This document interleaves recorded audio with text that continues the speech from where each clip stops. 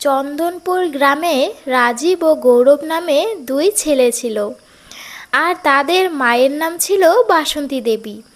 তিনি একটু চড়া মেজাজের মানুষ ছিলেন। তার দুই বৌমাই দেখতে সুন্দরী ছিল। বড় বউয়ের নাম পলা আর ছোট বউয়ের নাম সোনালি। বড় বউ পলা বাড়ির সমস্ত কাজ করত, আর বাসন্তী দেবী তার ছোট ছেলের বউকে বেশি ভালোবাসতো। কি গো বড় বৌমা, সকাল 8টা বেজে গেছে আর তুমি এখনো রান্না বসাওনি?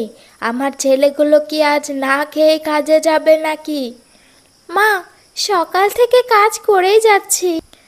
এখন রান্নাঘরটা লেপে স্নান করে রান্না বসাবো। আজ নিরামিষ, তাই দেরি হয়ে গেল। হয়েছে, আজ আর কারোর কপালে ভাত জুটবে না। এত বেলা করে ঘুম থেকে উঠলে কি সময় মতো রান্না হয়? যত সব আলসেমি। মা, আমি ঘরটা মুছে দিচ্ছি, আপনি ছোটকে বলুন কটা সেদ্ধ ভাত বসাতে। আর ছোট তো এখনো ঘুম থেকেই ওঠেনি, ও যদি হাতে হাতে করে দিত তাহলে হয়তো এতক্ষণে ভাত হয়ে যেত। যান না মা, ছোটকে একটু ডেকে দিন না। না, ছোট বৌমা রান্না করবে না, ওর শরীর ভালো না। কাল রাতে ওর ঠান্ডা লেগেছে, তাই শুয়ে আছে। আর ছোট বৌমাকে কি আমি কাজ করানোর জন্য এনেছি নাকি? ও বাড়ির একটা কাজও করবে না। কিন্তু মা, ছোটও এ বাড়ির বউ আর আমিও এ বাড়ির বউ। আপনার উচিত দুই বউকেই সমান চোখে দেখা। কোনটা উচিত আর কোনটা অনুচিত সেটা আমাকে শেখাতে হবে না। ছোট বৌমার বিয়ের সময় তার বাপের বাড়ি থেকে এমন কোনো জিনিস বাদ নেই যে দেয়নি। আর তোমার বাপের বাড়ি থেকে তো এক কানা পয়সাও দেয়নি। তাহলে তুমি কাজ করবে না তো কে করবে, হ্যাঁ? এ কথা শোনার পর বড় বউ পলা মন খারাপ করে সেখান থেকে চলে যায়। শোনুন মা, আমি কিছুদিনের জন্য বাপের বাড়ি যাব। আপনার কোনো আপত্তি আছে? থাকলে বলুন। না না ছোট বৌমা, তুমি তোমার বাপের বাড়ি যাবে, এতে আমার কেন কোনো সমস্যা থাকতে যাবে? তোমার যতদিন মন চায় তুমি ততদিন গিয়ে থাকো। তখন পলা সেখানে এসে বলে, মা, আমি 2 মাস থেকে আপনাকে বলছি যে আমার মায়ের শরীরটা ভালো নেই, আমি আমার মায়ের কাছে একটু যেতে চাই, কিন্তু আপনি কোনো মতেই রাজি হলেন না। আর ছোট মাত্র একবার বলেছে, তাতেই আপনি রাজি হয়ে গেলেন।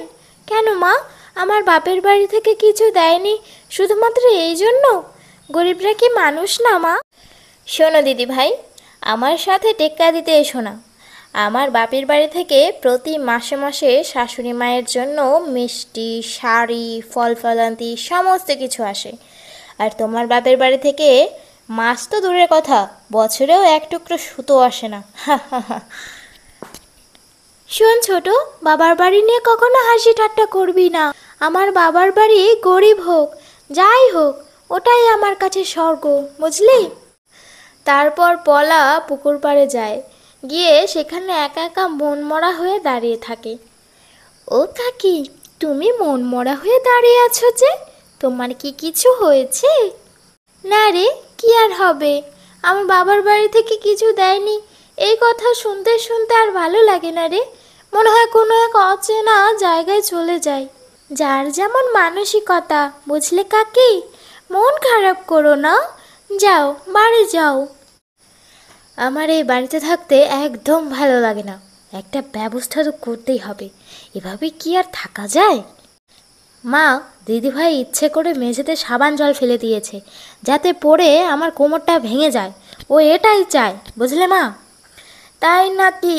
তোমার তো সাহস কম না বড় বউ, তুমি আমাদের মারতে চাও?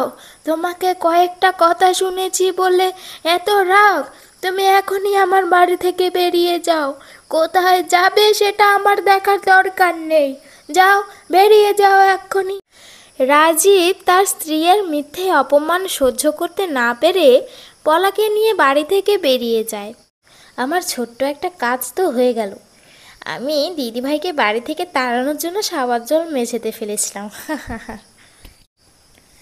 রাজীব আর পলা বাড়ি থেকে চলে যাওয়ার পর তারা একটা বাড়ি ভাড়া করে থাকতে শুরু করে। বড় বউ পলা চলে যাওয়ার পর বাসন্তী দেবী বাড়ির সমস্ত কাজ একা হাতে সামলাতেন। ছোট বৌমা, অনেক দিন থেকে আমি রান্না বান্না করছি, আজ আমার শরীরটা ভালো লাগছে না, তুমি রান্নাটা গিয়ে করো। কি বললে? আমি রান্না করব? এই এত গরমে আমি আপনাদের জন্য রান্না করতে পারবো না। আপনি গিয়ে তাড়াতাড়ি রান্নাটা সেরে ফেলুন, আমার খুব খিদে পেয়েছে। না না, আমার তো এখন একটু নাটক করতে হবে, ভালো হতে হবে শাশুড়ি মায়ের কাছে। কি ভেবেছেন শাশুড়ি মা, আমি রান্না করব না? আমি তো এমনি বলছিলাম। আপনি যান, গিয়ে বিশ্রাম করুন, আজ রান্না করতে হবে না, আমি করে দিচ্ছি। আমার ছোট বৌমা অনেক ভালো, আমার কষ্টটা বুঝতে পারলো। এত বড় ঘরের মেয়ে হয়েও কি সুন্দর রান্না করতে গেল। কিছুক্ষণ পর বাসন্তী দেবীর ছোট বৌমা একটা দলিল নিয়ে আসে। মা, আপনি এই কাগজে একটা টিপসই দিয়ে দিন। কিন্তু এটা কিসের কাগজ বৌমা? আমি তো কিছুই বুঝতে পারছি না। কেন মা, আপনি কি আমাকে বিশ্বাস করেন না? আপনার বৌমা কি কখনো আপনার খারাপ চেয়েছে বলুন তো? এ কথা শোনার পর বাসন্তী দেবী আর কোনো কথা না ভেবেই দলিলে টিপছাপ দিয়ে দেয়। এটা কিসের দলিল বলুন তো মা? এই বাড়ির দলিল, আপনার বাড়ির দলিল। এই বাড়ি আপনি স্বইচ্ছা আমাকে লিখে দিয়েছেন, আর আমি আজই বাপের বাড়ি চলে যাব, সাথে আপনার ছেলেকেও নিয়ে যাব। এই বাড়ি আমরা বিক্রি করে দেব। খুব বেশি হলে আপনি 15 দিনের মতো এ বাড়িতে থাকতে পারবেন, বুঝেছেন? বৌমা, এটা তুমি কি করলে? আমি তোমাকে কত ভালোবাসতাম, আর তুমি আমার সাথে এমনটা করলে বৌমা। আমাকে একা ফেলে যেও না, আর এই বাড়ি বিক্রি করলে আমি কোথায় থাকবো?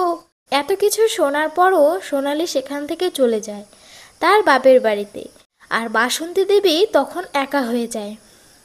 ও পিসিমা, বড় কাকি তোমাকে কত ভালোবাসতো, তোমার নামে কোনোদিনও নিন্দে করেনি, আর এখন কি কিছু বুঝতে পারছো? হ্যাঁ রে শশী, এখন বুঝতে পারছি। বড় বৌমাকে কত উল্টো পাল্টা বকেছি, তাও কখনো আমাকে কোনো কথার উত্তর দেয়নি। আর যাকে এত বিশ্বাস করেছিলাম, যাকে এত ভালোবাসলাম, সে আমাকে নিঃস্ব করে দিয়ে চলে গেল। হায় রে আমার পোড়া কপাল, ভগবান আমাকে কোনো দিন ক্ষমা করবে না।